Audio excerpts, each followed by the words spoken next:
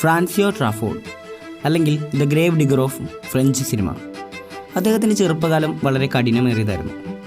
1932 ഫെബ്രുവരി 6 പാരീസിലാണ് ട്രൂഫോർഡ് ജനിച്ചത്. അദ്ദേഹത്തിൻ്റെ അമ്മ ജാനിസ് ഡി മോൺഫെറാണ്ട് ആയിരുന്നു. അമ്മയുടെ ഭാവി ഭർത്താവായ റോളണ്ട് ട്രൂഫോർഡ് അദ്ദേഹത്തിന് ദത്തെടുത്ത മകനായി സ്വീകരിക്കുകയും അദ്ദേഹത്തിന് കുടുംബപ്പേര് നൽകുകയും ചെയ്തു. നിരവധി വർഷങ്ങൾ വിവിധ നാനിമാരുടെയും മുത്തശ്ശിയുടെയും കൂടെ താമസിച്ച് അദ്ദേഹം കടന്നുപോയി. പുസ്തകങ്ങളോടും സംഗീതത്തോടുമുള്ള സ്നേഹം മുത്തശ്ശി അദ്ദേഹത്തിന് പകർന്നു നൽകിയിട്ടുണ്ടായിരുന്നു.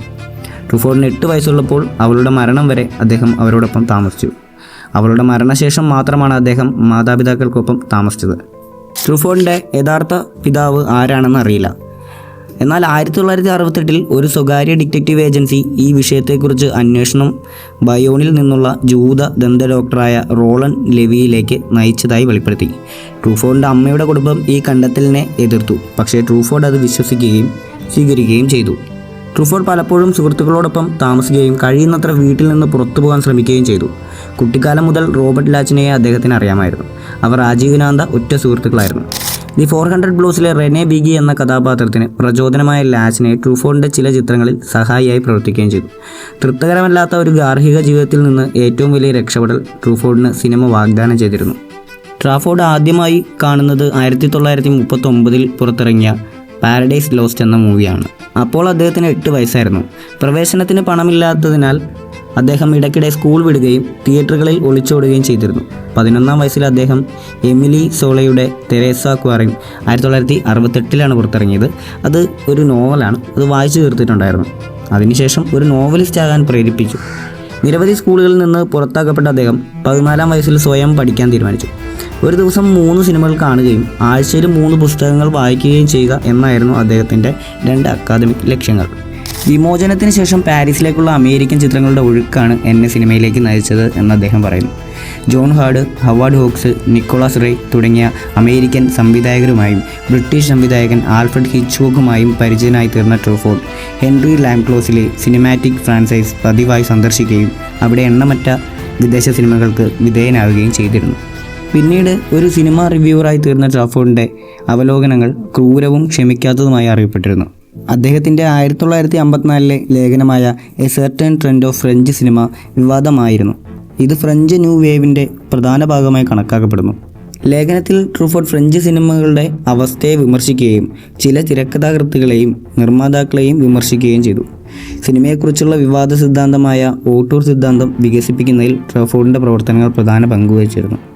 അദ്ദേഹം 1948 സ്വന്തമായി ഫിലിം ക്ലബ്ബ് ആരംഭിച്ച ശേഷം ട്രൂഫോർഡ് ആൻഡ്രേ ബാസിനെ കണ്ടുമുട്ടി. അദ്ദേഹം തൻ്റെ പ്രൊഫഷണൽ വ്യക്തിപരമായ ജീവിതത്തിൽ വലിയ സ്വാധീനം ചെലുത്തി.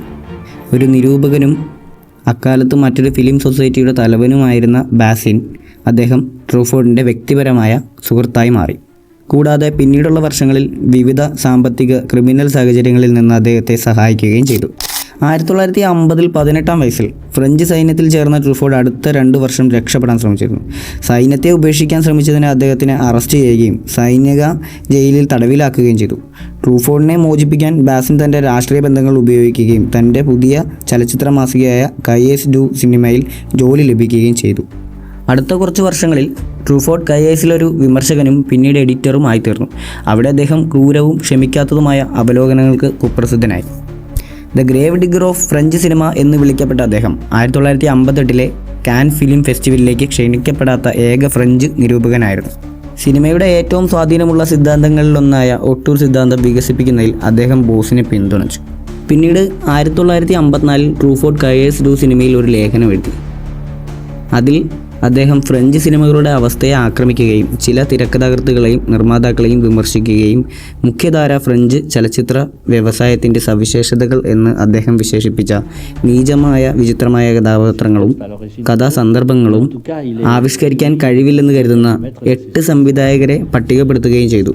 പിന്നീട് ഈ ലേഖനം ഒരു വിവാദ കൊടുങ്കാറ്റിന് കാരണമാവുകയും ദേശീയ തലത്തിൽ പ്രചാരത്തിലുള്ളതും കൂടുതൽ വ്യാപകമായി വായിക്കപ്പെടുന്നതുമായ സാംസ്കാരിക വാരികയായ ആർട്സ് ലെറ്റേഴ്സ് സ്പെക്ടക്കിൾസിനെ എഴുതാൻ ട്രൂഫോർഡിന് അവസരം നൽകുകയും ചെയ്തു.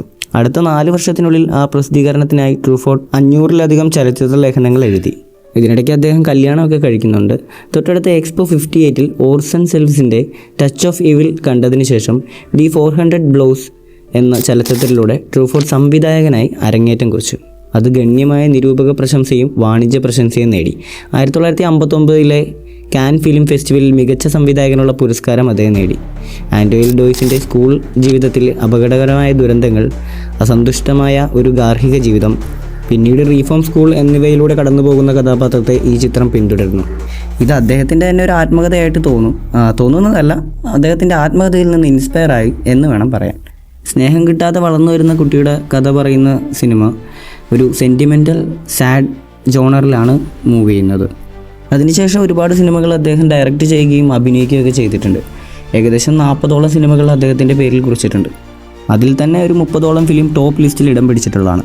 The 400 Blows, The Woman Next Door, Day for Night, The Wild Child, Fahrenheit, Stolen Kisses, Jules and Jim, The Last Metro, Mississippi Mermaid, അങ്ങനെ ഒട്ടനവധി ചിത്രം സംഭാവന ചെയ്ത ട്രാഫോർഡ് 1984 ഒക്ടോബർ 21 ഹൃദയാഘാതം മൂലം മരിക്കുകയായിരുന്നു.